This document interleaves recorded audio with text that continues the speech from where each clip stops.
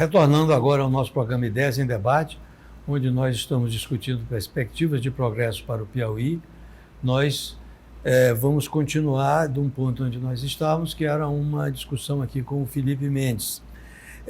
Eu queria te perguntar, Felipe, assim, de uma forma resumida, você tem um livro muito bacana, que eu acabo de receber de presente a segunda edição, que é Economia e Desenvolvimento do Piauí.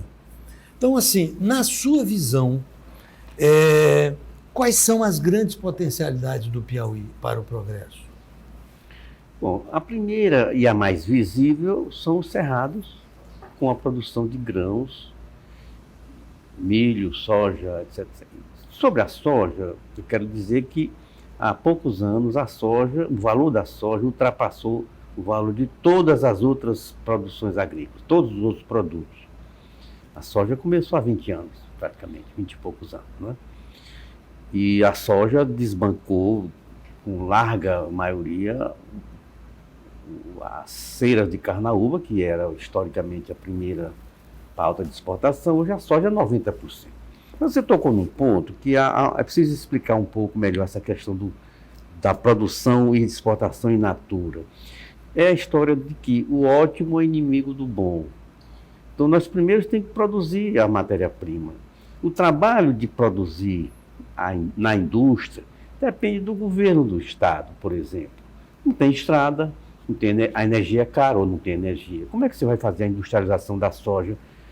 Eu sei de casos de indústrias, no caso, uma delas de avicultura, que deixou de ir para o cerrado por falta de apoio do governo. A agricultura de grande escala. Então, não se pode reclamar que a soja está sendo exportada in natura ou em bruto, em grão. O outro aspecto são os minérios da região sudeste, que neste caso não é só uma loteria, mas em alguns casos nós já ganhamos. Existem minérios prontos para serem explorados, como o ferro na região de Paulistana, ali, sudeste. Depende da ferrovia transnordestina. Ninguém leva minério de ferro em carreta. Verdade. E essa ferrovia transnordestina está com 20 anos ou mais, sei lá. Não, é do governo federal, não é minha, do estado.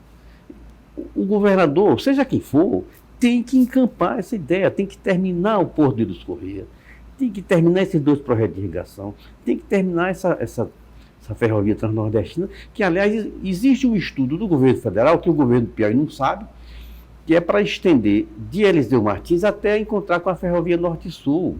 Ou seja, dar mais opção para os produtores. E não só de ir para Suape ou para Pecém. De forma que essa opção de ir para o Estreito, lá em Tocantins, Pará, né? para Itaqui, é mais em conta do que essa. Mas ninguém se mexe, o governo não se mexe. Não, isso é coisa do governo federal, não é minha. E aí é um ponto que, no caso, eu retomar aqui a questão do governo Freitas Neto, que foi o início dessas construções de barragens. E aqui nós tivemos um grande técnico da Codevasf, chamado Hildon Diniz, que ele me disse: o semiárido é o melhor lugar para a fruticultura. Mas a água está lá, mas não tem energia, ou não tem este apoio. Por exemplo, uma delas em Conceição do Canindé, uma linha de 2,2 milhões não é feita porque o pessoal fazendo irrigação com energia a óleo diesel. Então nós temos 3 grandes polos, que é a fruticultura irrigada, a irrigação de modo geral, não só de fruticultura. Todo o Vale do Parnaíba. Né? Todo o Vale do Parnaíba e no semiárido. Os minérios da região sudeste e a questão do cerrado. Aqui no norte, é preciso terminar o Porto de Ilha Corrêa, até para dizer assim, como a autoestima. O Piauí é o único estado litorâneo que não tem um porto. Isso desaba essa autoestima, né?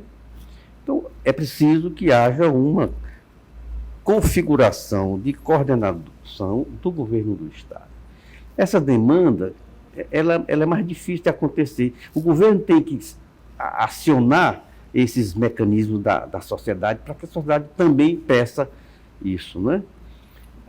É um jogo de mão dupla. A sociedade reclama, mas o governo tem que fazer sua parte.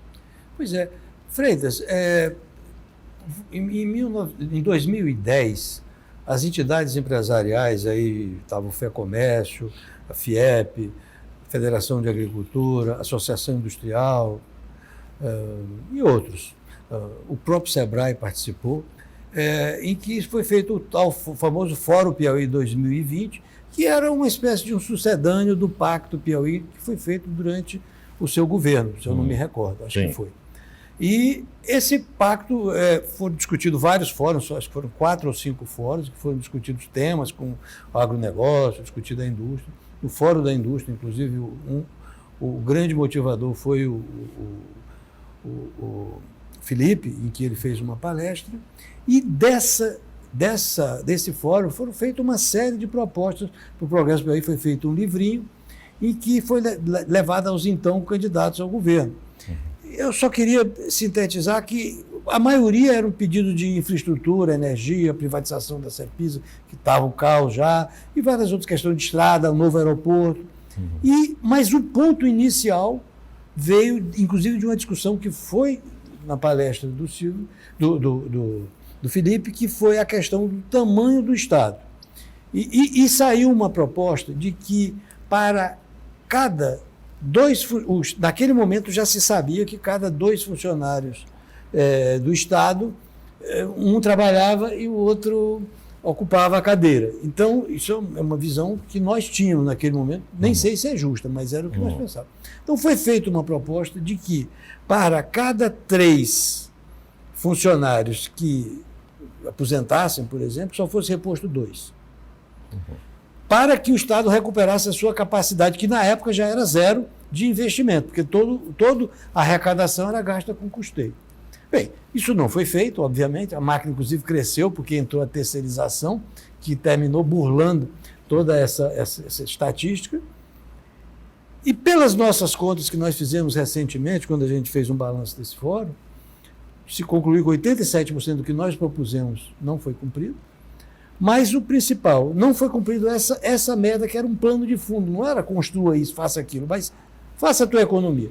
Nós teríamos hoje, se tivéssemos seguido essa regra, hoje talvez uma capacidade de investimento do Estado de 10% da arrecadação. Eu queria só interromper para dizer o seguinte, não é a sociedade, que é uma coisa difusa, que não faz a demanda, são as entidades representativas dessa sociedade.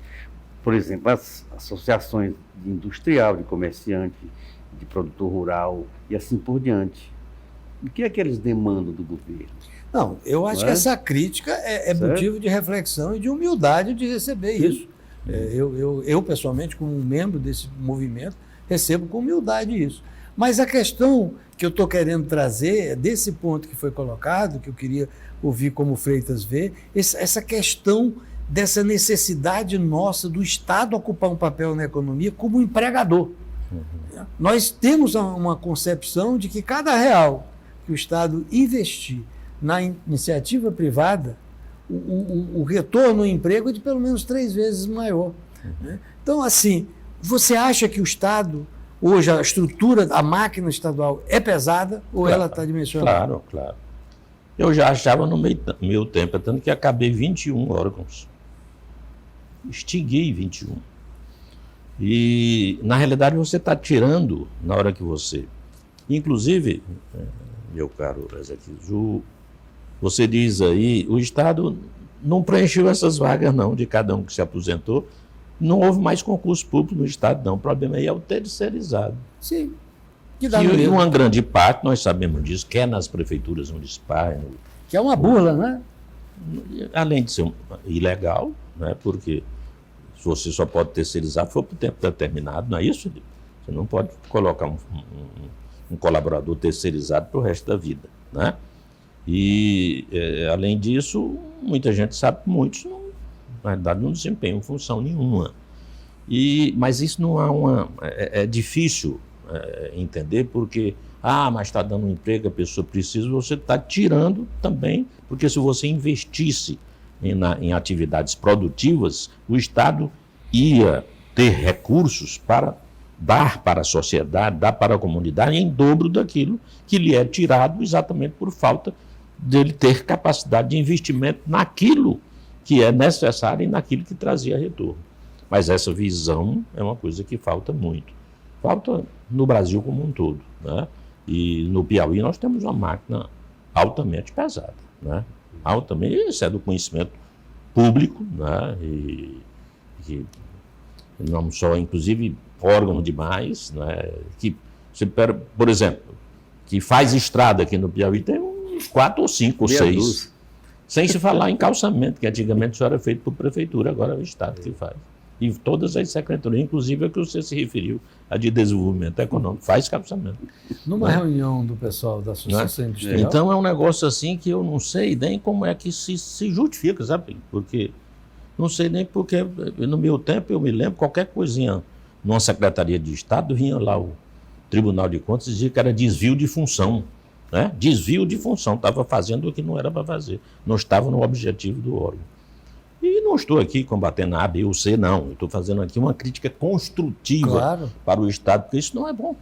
Não é bom para o Piauí, é por isso que vai nos atrasando. E outra coisa que eu queria voltar lá atrás, numa pergunta que você fez, que estamos chegando ao fim, nós precisamos nos concentrar no que é prioritário e juntar governo do Estado, bancada federal, bancada estadual, as entidades empresariais e lutar por vamos dizer assim, uma relação de prioridades, mas bem enxuta e prioritária mesmo. Porque eu me lembro que uma vez eu estava lendo um jornal desses nossos e um determinado governador reuniu a bancada, o Felipe sabia, ajudava demais, quem entendia de orçamento lá, e aí todos os deputados, na época do orçamento, iam falar com o Felipe, né? E aí, mas nesse tempo ele não estava lá mais. E aí os deputados reunidos com o governador, no outro dia eu vi aqui a lista de prioridades que a bancada colocou lá. Quando eu comecei a ler que cheguei em 13, eu parei. Não é porque, não, pelo amor de Deus, né? É porque quem tem 10 prioridades no Estado que não tem recursos, não tem nenhuma prioridade. Né? Prioridade é isso, quer dizer, eu preciso fazer 10 coisas, mas só posso fazer 3. Então, eu quero escolher fazer 3 e fazer.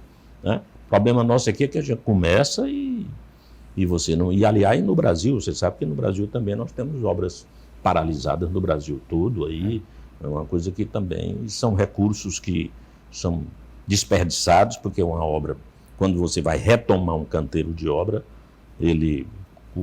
essa obra dobra de preço, triplica de preço, não tem mais controle, né? Enfim, são essas coisas que lamentavelmente ocorrem. Agora, assim, na visão de vocês, a gente está meio já avançando no tempo, e eu queria assim, uma visão. O que vocês acreditam no Piauí? Qual é o caminho para o Piauí? As grandes questões que nós devemos concentrar esses esforços, colimar esses esforços. Na sua visão, e também eu gostaria da sua, que é muito importante. Bom, eu acho que essa questão do governo é o principal problema a ser resolvido. Primeiro, o tamanho do governo, além de acarretar maiores despesas, acarreta ineficiência. Segundo, e aí só para dar um dado mais ou menos, quando no final do governo Freitas e até no ano 2000, o governo do Piauí tinha no máximo 30 secretarias e órgãos de autarquias e empresas. Hoje são 64. Fazendo estrada tem 5. E aí a qualidade da estrada é pior, porque naturalmente são 5 equipes de licitação, de engenheiro fiscalizando, etc, quando precisava ter uma equipe, uma boa equipe, né? De modo que eu acho que nós estamos, e aí chegando naquele ponto que o Freitas não quis adentrar, nós precisamos discutir o Piauí nessa fase pré-eleitoral. Isso. Por quê? Depende das escolhas. E eu digo, e aí, não é jogando confete, mas o Freitas, governador, ele reunia a bancada, você lembra disso, para dizer: fulano de tal, essa é a obra importante para você, na sua região, você é votado. Isso no Jesus Estágio, com o Mussa Demes, comigo. Você lembra bem disso, né? Então havia uma coordenação. Por quê? Porque quem executava as obras era o Estado. Até porque o que é bom para o deputado é bom também para o Estado. Exatamente. Né? Então era fácil você coordenar aqui, rapaz, o que sua região mais reclama? Aí ele ia ser um aliado do governo para nós lutarmos por aquilo. Exemplo, mesa de pedra, uma das maiores barragens, não é? Isso, Não é lá a de... Valença. Não, a de Valença foi aqui, Pedra Redonda. Pedra Redonda, lá... que hoje é Joaquim Mendes. É? Né? Sim. Hoje é o nome do meu pai. O nome do seu pai. Mas foi o Felipe quem patrocinou, vamos dizer, na época, porque era de interesse da região que ele representava e era importantíssima como é para a região. Aliás, uma coisa que ele nos chamou a atenção, me lembro que no meu tempo, quando era governador, o Denox fez 80 anos. Isso. E eu fui convidado juntamente com os governadores da região que o Denox, né, trabalhava. Todos os governadores, no Ceará, o presidente do Senado era o Benevides, o Mauro Benevides, que era cearense, né, é cearense. E lá uma solenidade, o Denox ainda existia, assim, ainda era um órgão forte. E aí você tinha passado o dado que durante os 80 anos do Denox, ele só acumulou no Piauí 1% da água que acumulou no Nordeste. Né? Aqui no Piauí, por isso que o Monsanto chamava o Denox de Noxé. Diz que era Denox do Ceará. Denoxé. Né? Então, aí no discurso eu disse isso lá. Eu disse que não sabia se tinha sido erro nosso, ou erro do Denox, ou erro dos dois, a maneira de colocar. Né? Mas tu te lembra que aquele do Ceará, que foi prefeito de Fortaleza, que era um Nogueira, que era até da sua família de Pimenteiras, que ele foi diretor-geral do Denox, terminou nos ajudando muito. Lembra dele? Isso. Veio para cá e terminou essa barragem que estava aí há anos que o Milton Brandão lutava por ela, Joana lá em Pedro II. E aí nós nos fixamos nisso e o Denox terminou ajudando o Estado. E fez muita coisa, porque nós ficamos em cima, a bancada federal em cima, não é, e tal. Então essas coisas você tem que objetivar e lutar com. E essa turma toda que ele citou aí, toda na época, ia para cima mesmo. Claro que um tinha um interesse em fazer na sua região, outro, mas todos estão fazendo pelo Piauí. É um somatório e é isso que nós temos que fazer. E esta fase agora que nós vamos entrar, aí sim é a boa discussão.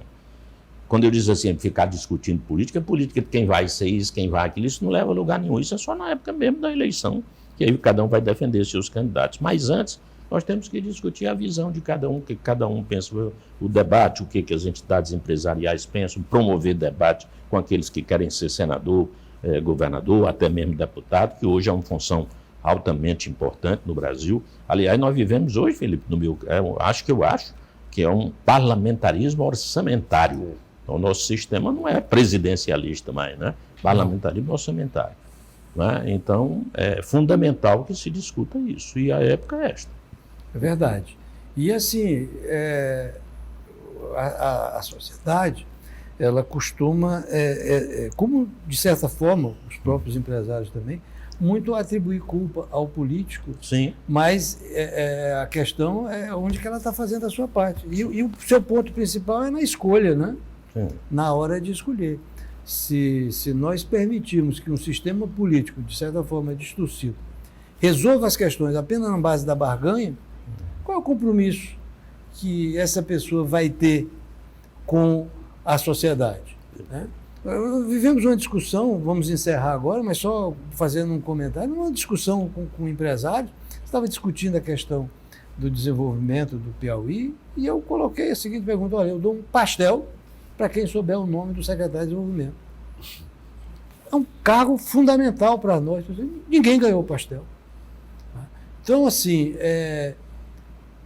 temos que nos indignar, que reclamar com esse tipo de coisa. Quer dizer, eu falo nós empresários, porque o Piauí não está para servir os empresários, mas a sociedade como um todo, né? Acho que esse que é o ponto. Olha, eu acho que foi uma discussão riquíssima. Eu quero agradecer muito a participação de vocês. Vocês trouxeram uma visão muito fluida, muito natural do nosso Estado. Todos nós queremos o progresso do nosso Estado e foi muito rico. Eu, de coração, agradeço muito essa participação de vocês. Agradeço também. Não só pelo programa, mas até como piauiense. Muito obrigado a você. Obrigado. Então, uma boa noite a todos e contamos vocês na próxima terça, novamente às 8h30, no canal 23, essa discussão sobre o progresso do Piauí e a melhoria do ambiente de negócio. Boa noite.